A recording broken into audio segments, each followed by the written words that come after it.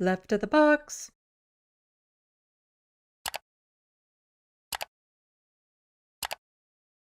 So, shall we get into the Pierre Poilievre news that I have planned for today? Yeah, and it's those trends that you see down in the United States that tend to just kind of come up here, and it's so annoying. So annoying. Because here you have like J.D. Vance and other Republicans, right wingers, they see a picture or they see a story and they make it about them. So recently, the one that sticks out in my mind is there was a Haitian immigrant that was in an accident with a school bus, and a young boy died. An 11-year-old boy died in that accident. And that's the thing, it was an accident. And the family, the father of this child, gave a really passionate speech about like pleading with politicians to leave his son's name out of their mouth because his son wouldn't appreciate his name being used to demonize a group of people.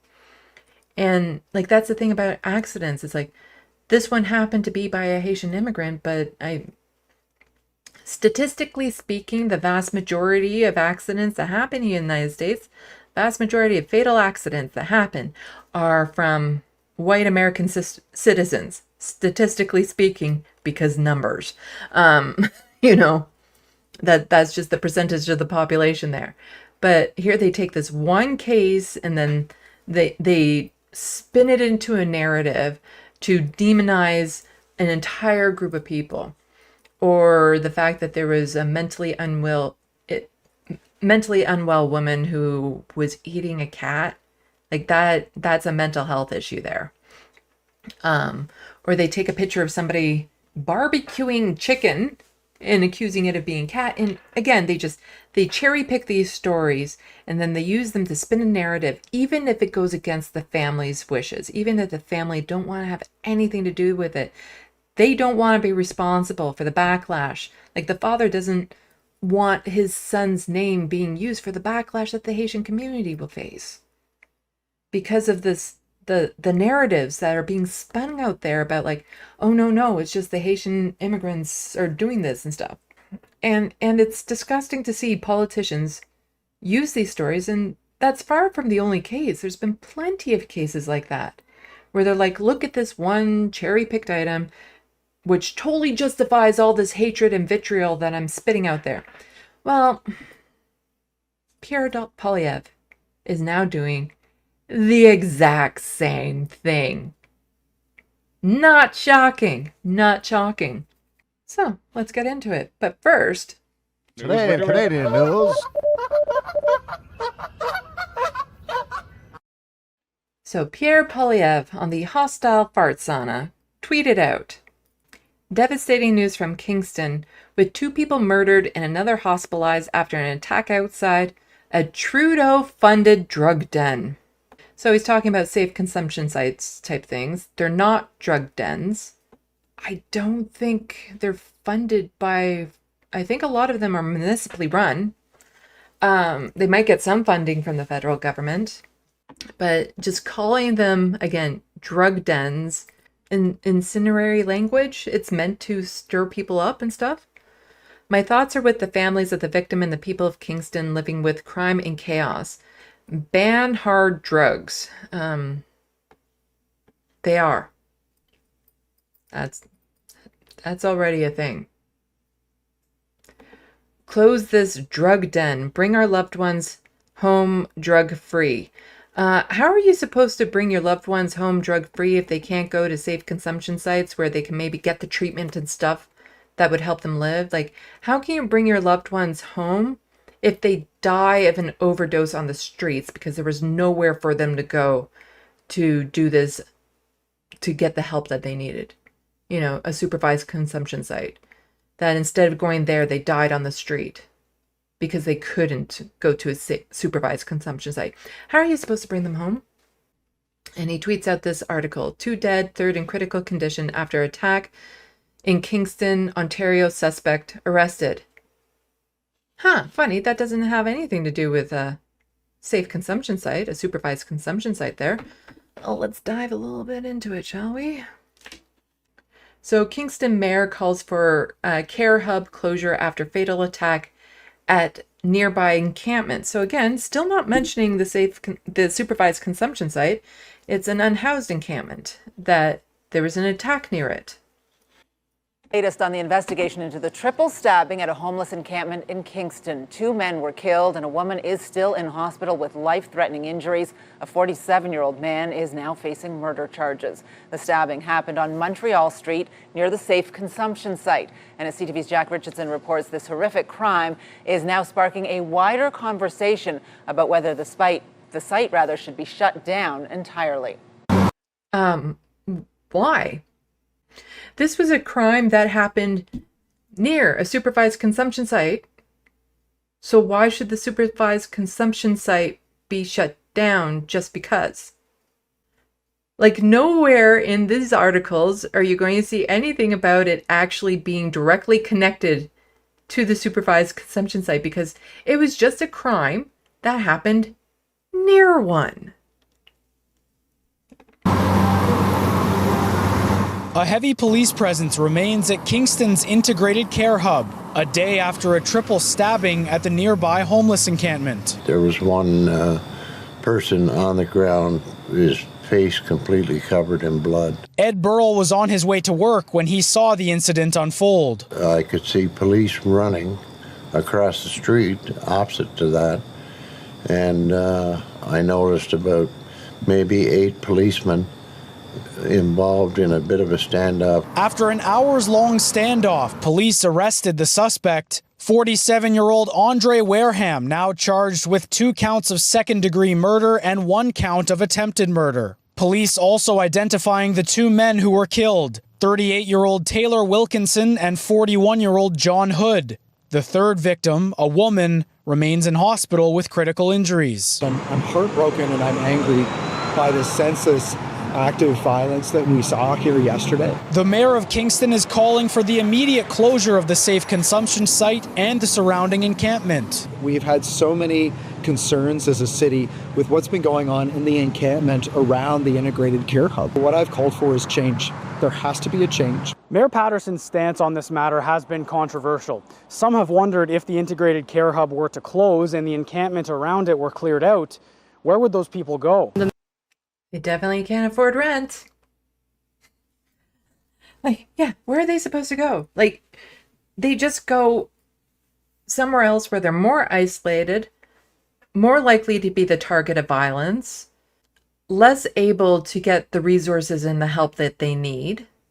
The thing is that these encampments shouldn't exist because the people in them should be given the resources they need to get a place of their own. And it's not just like, here is this one type of housing that we're offering you. If you don't take it, then you're choosing to be on the streets. No, you have to work with people to find the type of housing that works best for them, the type of care that works best for them. And it's a difficult process, and it's a very individualized process, because not all fixes, like no one fix will help everyone. It has to be personalized to that individual. And that's what needs to happen. If you want these encampments to go away, that's the work that has to go into it. You can't just close it down and expect it to magically disappear. All it's going to do is lead to more harm. You're going to rip up this little community that has been developed. You're going to take away a place where they can go to be supervised, for the consumption of the drugs and stuff. But this you'd rather just get rid of it all and these people suffer and die alone. The mayor was responding reactively. I don't think that would be a good decision at all to close the integrated care hub. It's not going to change anything about living in this area. Like, they're still going to be in this area. They're just not going to have appropriate resources. We want to continue to offer services, but in a different way, a different model that doesn't create an encampment around it. Then start providing those services that are actually beneficial. And then eventually you won't need the encampment because everyone will get the services that they need. You kind of have to do it in that order. You can't, you don't throw people into the ocean and then throw in the life raft and hope that they can make it to it. It isn't going to create those issues in the neighborhood. For now, the safe consumption site will be closed for the next few days as police continue to investigate. Jack Richardson, CTV News, Kingston. So why is the supervised consumption site being closed? There's no connection between this brutal act and this site. There's no connection. And to make it clear, there's no connection because local man 47 charged with 2 counts of murder, attempted murder following Montreal Street attack. Court documents indicate the accused lived a short distance away from the integrated care hub and the encampment. A local 47-year-old has been charged with second-degree murder and attempted murder after 3 people were attacked Thursday morning near Montreal Street's encampment. The person has been charged with second-degree murders. Okay, we got that. Court documents list his address as an apartment near the crime scene. So this was somebody who was housed, who lived in an apartment nearby, that left that apartment, that went to the unhoused encampment and targeted people there. So what good is it to shut down the encampment and the supervised consumption site when they had nothing to do with this? This was somebody who went there to do the harm. So Chief of Kingston Police says the person is known to police frequented the integrated care hub and encampment area. So he just frequented the area. He frequented the area, so they must be shut down. And that's what he wants. That's what Pierre Poilievre wants. He wants all of these safe consumption sites shut down and then force people into treatment services. Keep in mind that these are the same people that were terribly upset at the idea of being forced to take a vaccine for a deadly pandemic. But they're more than happy to force people into treatment centers for drug addiction. A little hypocritical there, Because you can't force people into treatment, you know. There has to be so many other things behind them to help them to get better. And it starts with the Housing First initiative. I'm a big fan of the Housing First type situations because unless you remove people that quite often, if you aren't addicted to a substance before you go onto the streets, you end up that way because it's despair, it's an escape, it's a coping mechanism. And so unless you give a person a home and take them away from that environment, how do you expect them to get over it? How do you expect them to no longer require those substances if they're still in the environment that instigated the use in the first place? Like, it's just absolutely disgusting rhetoric coming from Pierre Poilievre and using this tragic story of somebody who lived near an encampment and supervised consumption site who then went and did violence, and he's using that as an excuse to shut them down. Not necessarily related, but, because a crime happened near them, they should be shut down.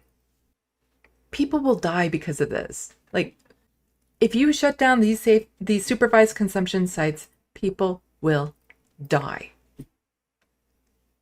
And they don't care. They don't care because they don't care about that type of person dying. But Pierre wasn't done. There's also this that he recently tweeted out. This is a parent's worst nightmare. My thoughts are with Brianna's family as they deal with this unimaginable loss. Young people and their families deserve access to treatment and recovery, not hard drugs to fight addiction. Bring our loved ones home drug-free. Well, again, without supervised consumption sites and proper mental health and treatment facilities, that doesn't happen. And this is a very tragic story with a lot of layers to it. Now to a tragic story about a 13-year-old girl who was living in an Abbotsford homeless camp when she died of a suspected overdose. Her grieving 13-year-old girl living in a homeless encampment. Parents say they desperately tried to get their daughter help, but their pleas were ignored in a system they say failed at every turn. The exclusive story now from CTV's Michelle Bernaro on a family's call for accountability and for change. You ready? 3, 2, 1. Brianna McDonald loved her mom. I love you. But that love could not stop the demons of addiction and mental illness that stole her childhood and ultimately her life. I feel like she was robbed of so much, way too young. Her mom says Brianna started smoking pot at just 10 and a half years old. I got very upset with her. We had many talks about why it was dangerous and how she was way too young. By 12, she was using a drug known as Molly. And the more the family tried to get her to stop, they say the more it seemed she wanted to use. I think a lot of the reasons why she was doing the drugs was the mental health problems she was having. And she was trying to drown them with drugs. Despite her age, they say... So this, again, this isn't a drug issue that Pierre wants to make it into. This is a mental health issue, and the fact that this country doesn't have proper mental health care. Not on a provincial level, not on a federal level. We don't have mental health care. Wait lists for programs are too long, and if you are a child that age, you don't have time to wait a year or 2 years to get into a specialized program to try to help you out. Fraser Health workers provided Brianna with drug paraphernalia, including needles. These are all her needles that she used. All the needles that are inside here are from Fraser Health, giving them to her. Now they're trying to make it seem like that was a bad thing for them to do, to give this child the needles and stuff. So if she wasn't getting these clean needles, what do you think she would do? Again, this definitely was a mental health crisis. But without these sites helping her the way she did, she probably would have passed away even sooner. Like, if they weren't giving her clean needles and stuff, then what would she be using? Seriously, what would she be using then? It wouldn't make her stop using without this paraphernalia. It wouldn't stop that usage. It would just make that usage far more dangerous. Fraser Health provided naloxone kits for when she OD'd and gave Brianna pamphlets on how to use safely. But her family says what they wanted from Fraser Health was to get their daughter treatment. They're not able to buy alcohol. They're not able to buy marijuana at the marijuana store. They're not able to buy cigarettes, but they can have access to crack pipes. They're not buying them. They have access. Again, these are different things. They're not encouraging the drug use.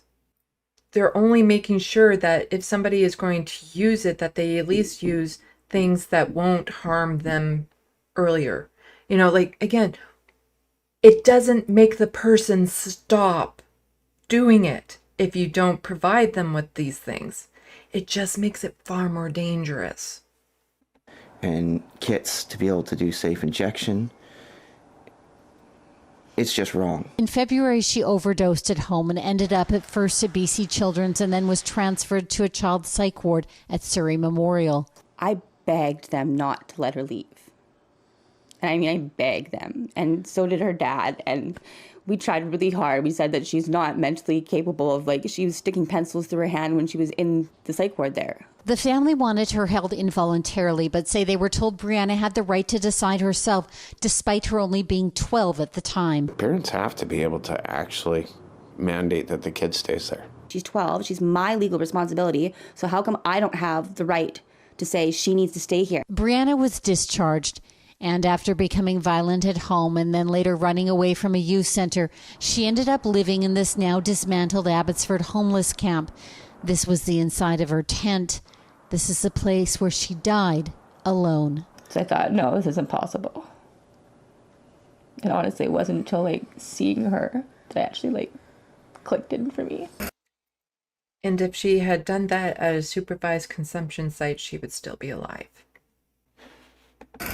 Left now with only the memories, the family is calling on government to support involuntary treatment. And she had such a hard life for such a little girl. And to do more to protect children like Brianna. Love you. Love you. Michelle Bernoro, CTV News. Yeah. If she had done that at a supervised consumption site, she would still be alive. And how does she, a child, get to be in a homeless encampment? Like, that is a failure on the government on so many levels. I'm not for forced treatment, but for some situations like that, there has to be more than just allowing a child to go off on their own. And, you know, it is just a super tragic story. But instead of a lot of the anger being directed towards the fact that we don't have proper mental health care in this country, it's just being, oh, no, it was just the drugs. That's all. Yeah, that's, if we, yeah, like that's the thing. If we weren't handing out clean needles and having these supervised consumption sites, then that child would still be alive somehow magically. No, that's not how that works. If she had done that at a safe consumption site, she would still be alive. Because she obviously was going to do it anyway. And there needed to be proper treatment in there for this child to be getting the help she needed. There's no way she should have been in an unhoused encampment at her age. None. And here's Pierre Poilievre using this tragic story to promote his narrative of they deserve access to treatment, recovery, not hard drugs to fight addiction. They weren't giving her the drugs. They weren't giving that child the drugs. And yeah, we need proper treatment and access to that. Do you think Pierre Poilievre is going to provide that to people? Do you think he's going to put a whole bunch of money into social funding programs for this sort of thing? No, he won't. He would strip away the only places that are keeping people alive right now. Bad Lefty, they are using these poor, bereaved parents to drive their evil agenda. Evil fucks, yeah. Grand Theft Autobot, they don't sell them the drugs. That's like saying lighters are responsible for cigarette smoking. That glasses and bars are responsible for alcoholism. Yeah, and I mentioned that because he mentioned something about make hard drugs illegal. They are. You know, these safe consumption sites don't provide the drugs. They can test the drugs to make sure that they're not spiked with, you know, harmful stuff in some instances, but they don't supply the drugs. So this child was going to get it anyway. She obviously knew how. And so what you're doing is you're taking away the only things that might have made it less harmful, because it's harmful regardless. Taking the drugs is harmful. But to make it less harmful, you know, with clean needles, with clean crack pipes, you know, supervised and all that sort of stuff. Like you can't just take those away and then think, oh, problem solved. You know, like that's where we're all wrong in this country. If we just made hard drugs illegal and made it so that nobody could get clean needles or crack pipes or anything like that, then there would no longer be any problems with drug addiction in this country. That's the conservatives' common sense thinking right there.